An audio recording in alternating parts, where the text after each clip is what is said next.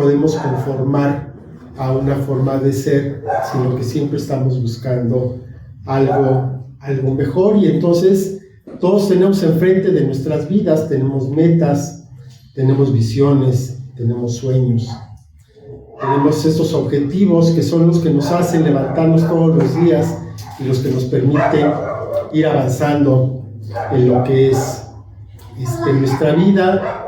Y pues vamos poniendo ahí nuestro empeño para que en la medida de lo posible vayamos acercándonos por lo menos a estas metas que tenemos.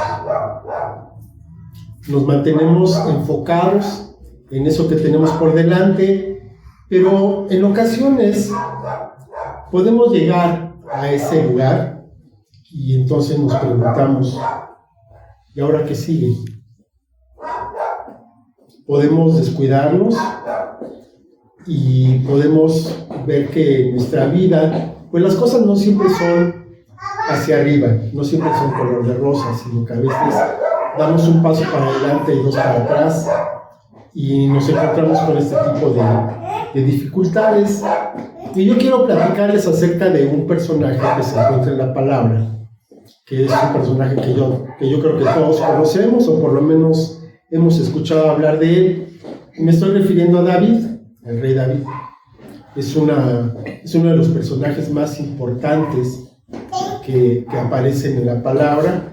Y vamos a hacer un resumen muy rápido, muy sencillo, de lo que fue de lo que fue su vida. Vemos que él empieza pues como un pastor olvidado, despreciado, que estaba ya con sus ovejitas y nadie le hacía mucho caso. Incluso llega el profeta Samuel, llega con el padre, con Isaí, y les dice que va a ungir a uno de sus hijos, y pues llama a sus hijos ahí, se los presenta a todos, y pues no, se da cuenta Samuel que no era ninguno de ellos. Entonces dice, oye, ¿no tendrás otro por ahí como escondido, como guardado? Ah, bueno, sí, está David, pero ¿cómo va a ser David, no? Estaba totalmente fuera del enfoque, fuera de la posibilidad para su padre y para sus hijos. Entonces Samuel dice, pues hasta que no venga, yo no voy a seguir adelante. Pues, bueno, entonces manden por David, que está allá en el monte, y tráiganlo. Y cuando llega, Dios le dice, este es el que vas a ungir, porque este es el que va a ser rey de Israel. Y lo unge. Y después de esto, pues lo regresan a pastorear. Y allá anda. Y bueno, pues mientras esto se está ocurriendo, tenemos a un rey Saúl, que pues no resultó muy bueno, no era muy fiel a Dios, que digamos. Y entonces, pues Dios decide desecharlo.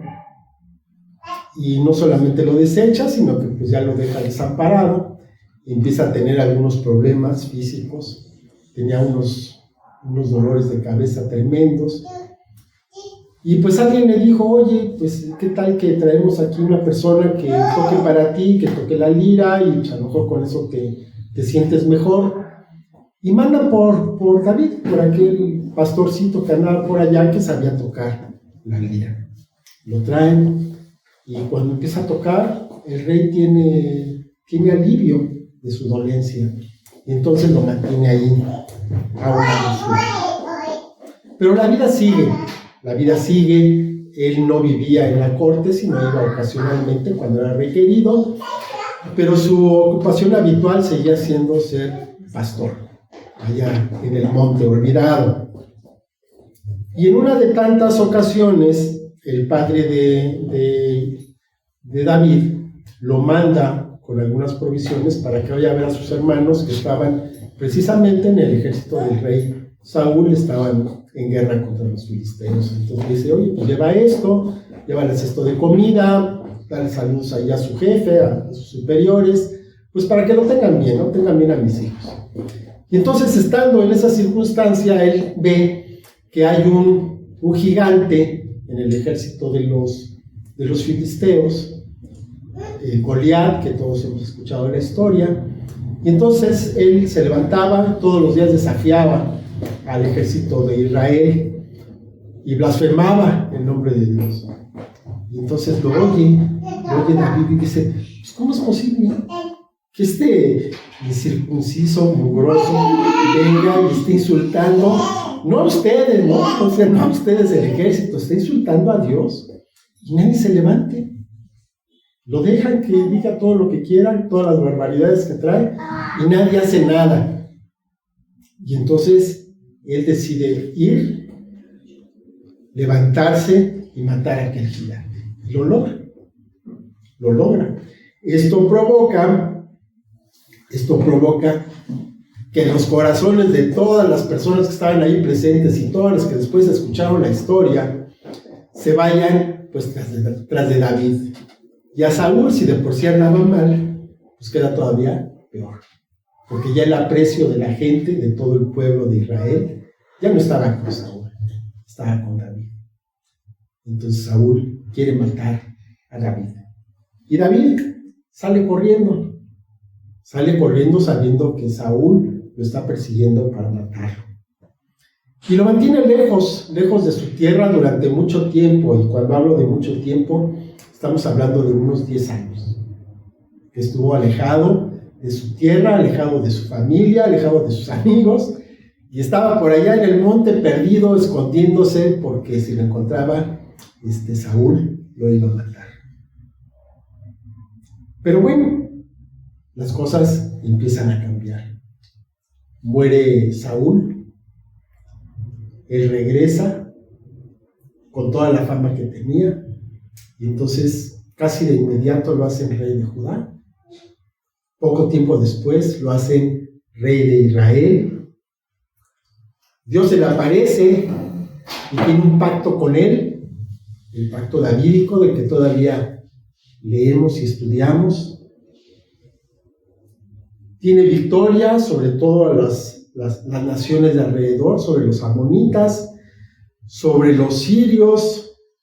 Se acaba la persecución y él vive en paz. Todo lo que se le profetizó, todos los sueños que tenía, se cumplieron. Y más allá de lo que él podría haber pensado.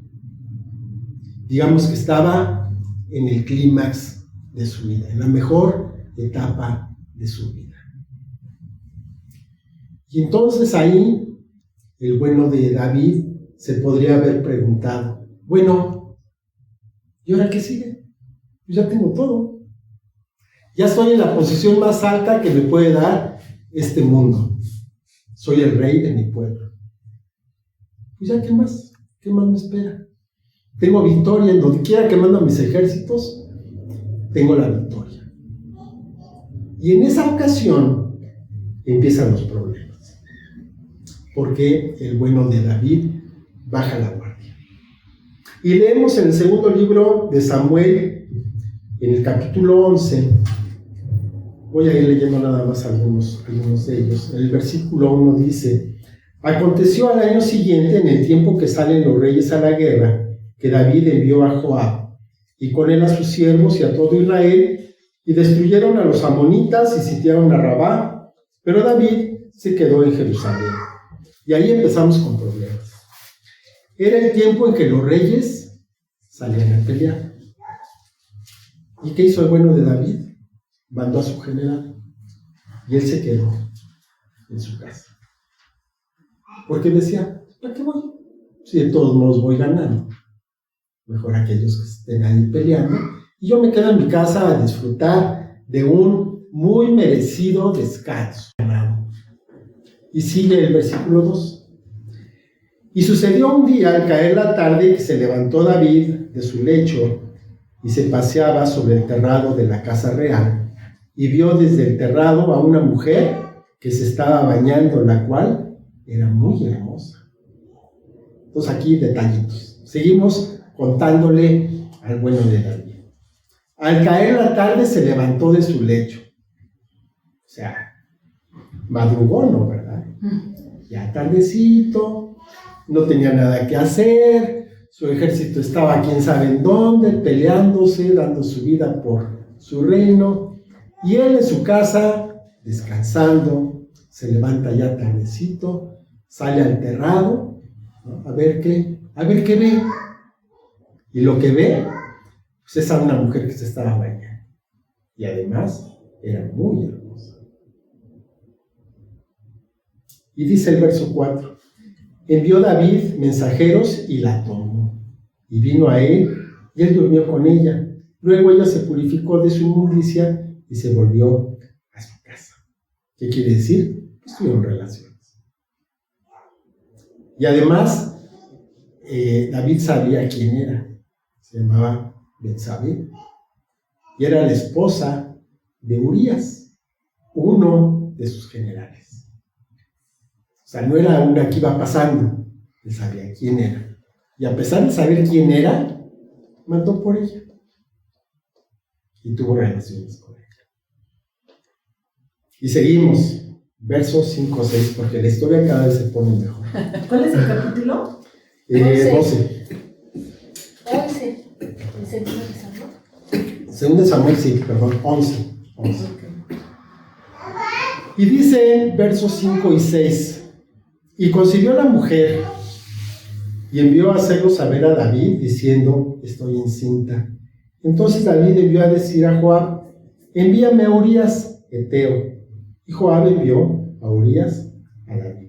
Se mandó por el esposo. Porque él pensaba, dice, bueno, pues está embarazada, entonces viene su esposo, duerme con ella, y pues ya estuvo, ¿no? Ya tenemos a quien cargarle el muertito. Entonces se entera David y dice, no, pues este muchacho está de plano muy mal, a ver, ven acá otra vez. Y otra vez le hace la misma cuestión, otra vez le invita a comer, a beber, y ya que se asegura que está medio tomado, le dice, ahora sí, pues ya vete a tu casa, ándale, descansa, no te preocupes por nada, ellos están bien. Y otra vez Urías dice, no, yo cómo me voy a ir a dormir con mi mujer, si mi general y mi gente están en el campo de batalla. Y otra vez no va a dormir a su casa. Y se queda otra vez a dormir afuera en el palacio.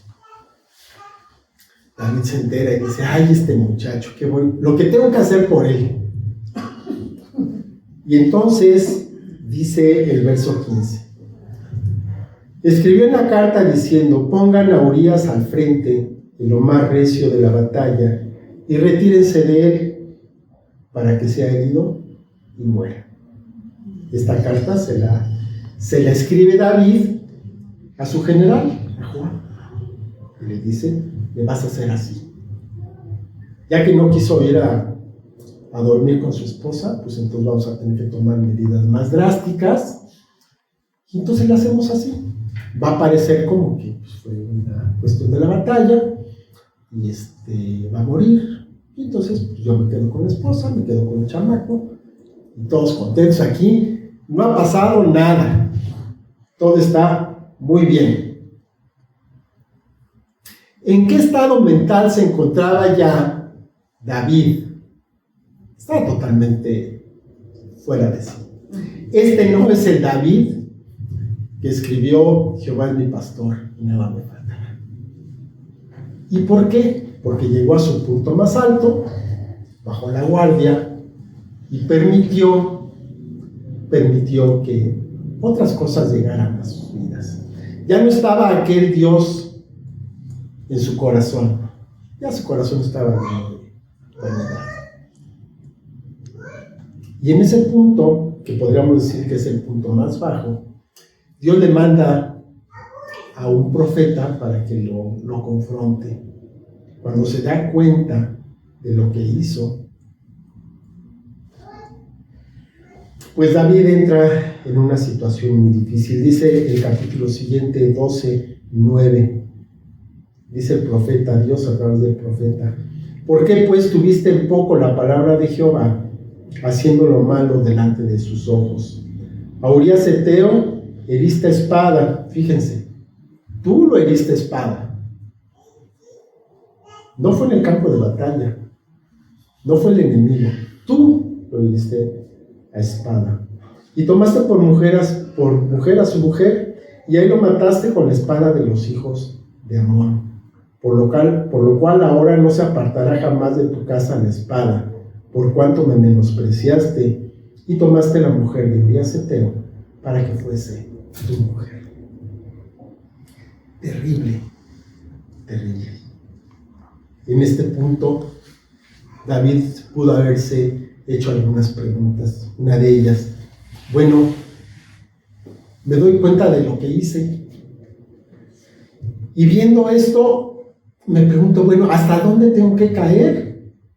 ¿Todavía me puedo ir más abajo en lo que he hecho? Ya mandé matar a uno de mis generales por quedarme con su mujer. ¿Qué más tiene que pasar? ¿Hasta dónde más voy a caer? ¿Qué voy a esperar que ocurra? ¿Qué tiene que pasar para que despierte de esta pesadilla en la que me encuentro? Y entonces empiezan a desencadenarse situaciones muy difíciles para David. Primero, pierde al niño, aquel niño que tuvo con Betsabé, nace, enferma y muere. Pero esto no fue otra cosa, no fue un castigo de parte de Dios, fue simplemente la consecuencia de lo que hizo. Y entonces David empieza a cosechar aquello que sembró. Se da cuenta, se arrepiente, realmente se arrepiente en su corazón y habla con Dios. Y leemos en el Salmo 51:7 y después el 10:11. Dice: purifícame con hisopo y seré limpio, lávame y seré más blanco que la nieve. Crea en mí, oh Dios, un corazón limpio y renueva un espíritu recto dentro de mí. No me eches de delante de ti y no quites de mí tu santo espíritu. David se da cuenta que por su propia fuerza, por sus propias capacidades, no puede hacer nada. Está perdido. Lo que logró hasta ese momento, lo perdió en un momento en que le hizo caso a su propio ego, a lo que estaba dentro de su corazón ahí escondido. Y para evitar esto, todavía le pide a Dios en el Salmo 139, 23, 24. Dice: examíname, oh Dios, y conoce mi corazón. Pruébame y conoce mis pensamientos. Y ve si hay en mí camino de perversidad. Y guíame en el camino eterno. David era un hombre temeroso de Dios. Él se dio cuenta de lo malo que había hecho. Y sabía que el único camino que le quedaba era arrepentirse, pedirle perdón a Dios, y Dios lo iba a restaurar.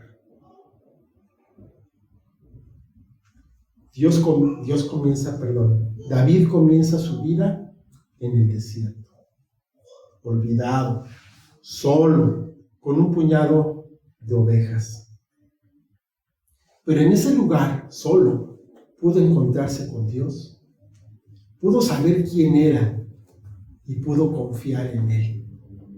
Pudo darse cuenta de que todo lo que era, toda su vida, dependía únicamente de ese Dios que había conocido en la soledad. Pero un día, de repente, todo empieza a cambiar, empieza a prosperar. Y entonces, como se le dijo que él iba a llegar a ser el rey de Israel, pues quieras que no, su corazón ya empieza a anhelar algo más, ya no está conforme con lo que había llegado hasta ese momento.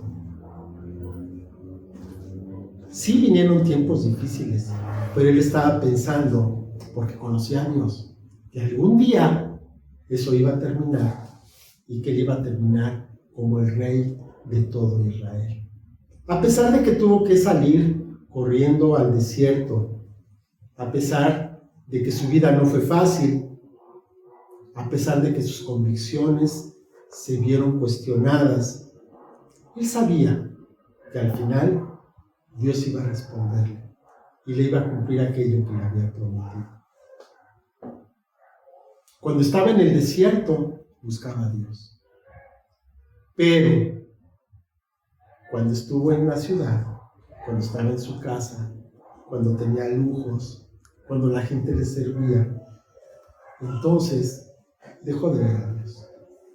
Cuando las cosas le iban bien, cuando ya no vivía huyendo, sino que estaba en paz, cuando estaba gobernando con sabiduría, y él pensaba que todo estaba ya arreglado, bajó la guardia y falló. Sufrió las consecuencias en su propia familia. Eso no debió haber pasado, pero sin embargo ocurrió.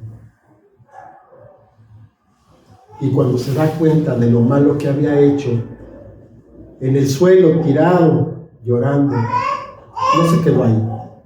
Se arrepintió, buscó el perdón de Dios.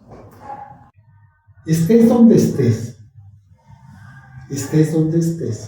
el día de hoy, puedes tener exactamente la misma forma de restaurar tu vida que la que tuvo David.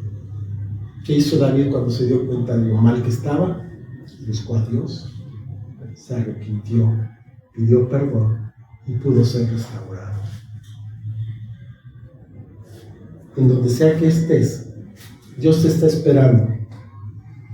Como el padre del hijo pródigo, si recordamos aquella historia que cuenta el Señor, de que un hijo pues pidió su parte de la herencia para irse a vivir lejos, solo.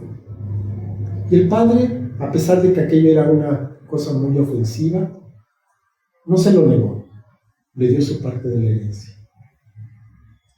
Y cuando regresa arrepentido este muchacho, su padre, antes de que él viera a su padre lo vio a él.